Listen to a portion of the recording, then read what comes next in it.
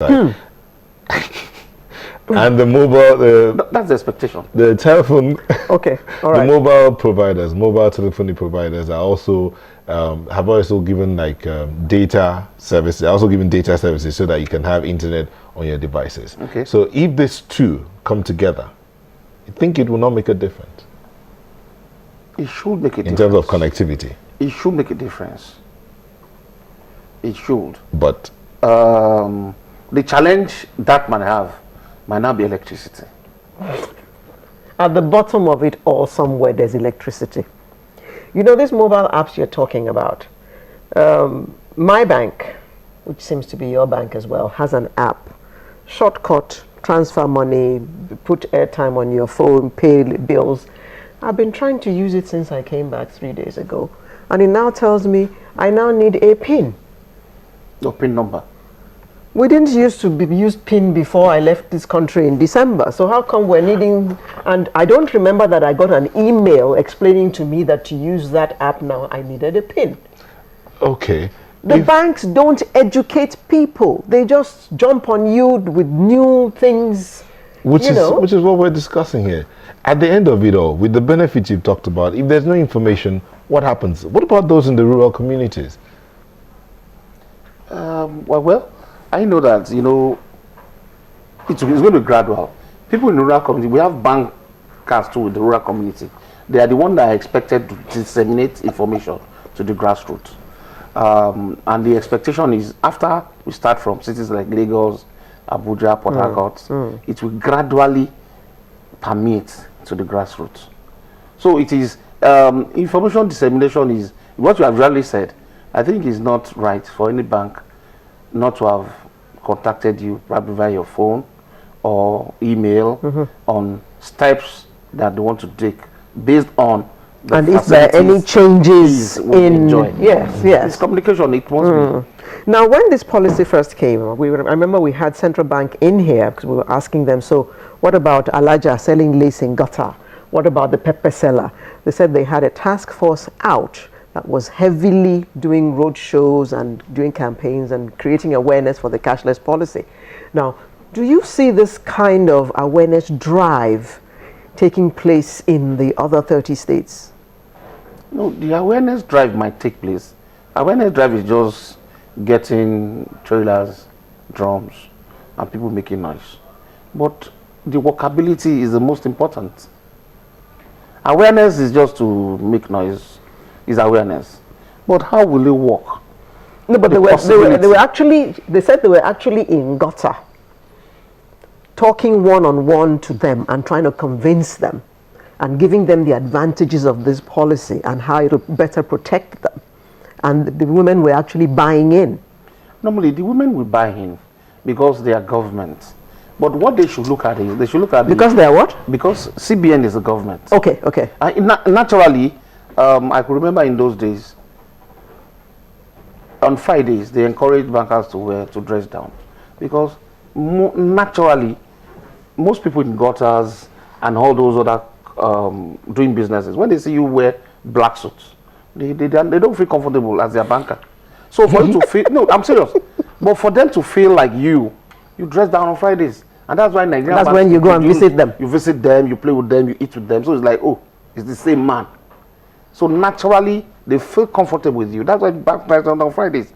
So when they see the CBN guys, it's like, oh, this is the government. Like anything they say.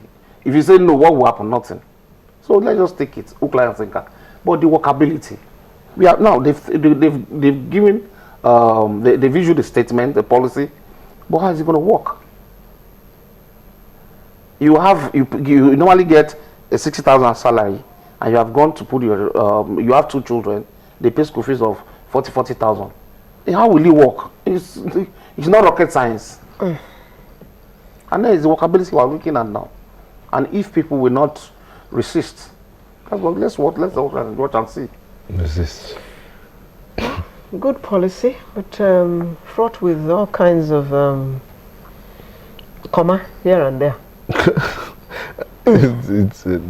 I don't know. Of course, people will resist at the lower level and at the upper level. The lower level are the people that sell stuff. The lower level, because it's going to affect everybody one way or the other. But when we had this, I'm taking you back again to the 6 states that started this policy. What were the goods you picked out of what was there, even amongst the lower level income earners? Yeah, at least you could see ATM card with virtually everybody. Everybody, at least everybody used it with ATM card, which it shows that we are trying to be with the outside world. At least one, that's 1, 2. I said robbery reduced. You cannot burgle anybody out and see 500,000. It's very rare. People doing business in homes. In homes. If you are going to do business in Aba, you pay in Aba branch of a particular branch. Yes. And then you withdraw in another branch in Lagos. And then you go to Igbo and buy. So you're not traveling in a night bus with a bag of money. And before, people travel with cash. So at least those things reduced. So those are benefits. There are other benefits that we can derive from here, but it must be refined and fine-tuned. So let's look at that refinement and fine-tuning. What would you be looking to see if between now and April 1 that they're going to start implementing? Yeah. What would you be looking to see the CBN do? What the CBN can do? CBN and the banks. Yeah, what they can do is probably they could even jack up the limits. If they feel that you want to now place charges, jack up the limits so that there will be less people in the band. Because when you have more people in the band, they will resist. There will be resistance. But if you have less people in the band, then probably you could have your way.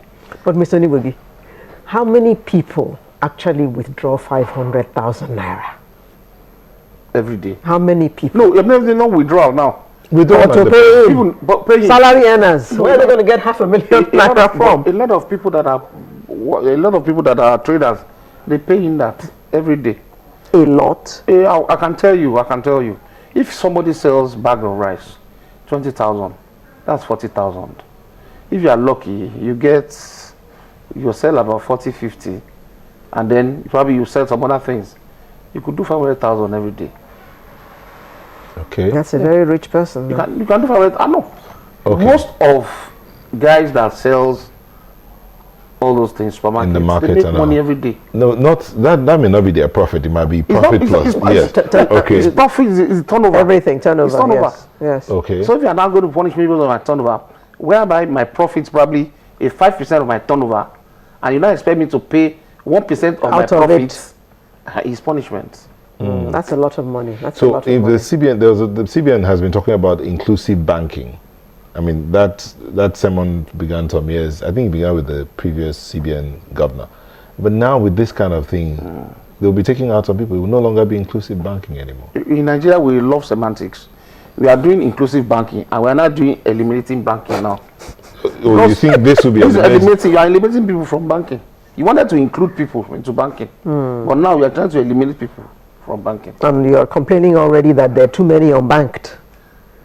And you're trying to get them into the net. You want to mop up the cash. When the cash they have, you have not provided an avenue whereby it will be easier for them to deposit what they have. They're going to charge them for what they have. It's not the best. I think the policies need to be reviewed. So do you see us having more unbanked people as a result of this new policy? If the CBN will stick with this, more people will keep their cash at home. Back to square one. No, if the CBN will, it's not. I'm not a soothsayer. If they stick with this, naturally people will say, okay, instead of going to pay, it's keep my money at home. Okay. Any interesting tweets? No. Okay. They're all about the ATM thing. Okay.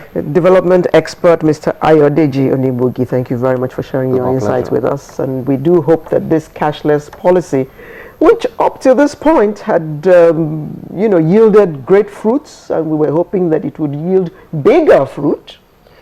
But now there are little wedges here and there, but we hope that the CBN will look at this again and reduce those commas so that we have more banked Nigerians than unbanked.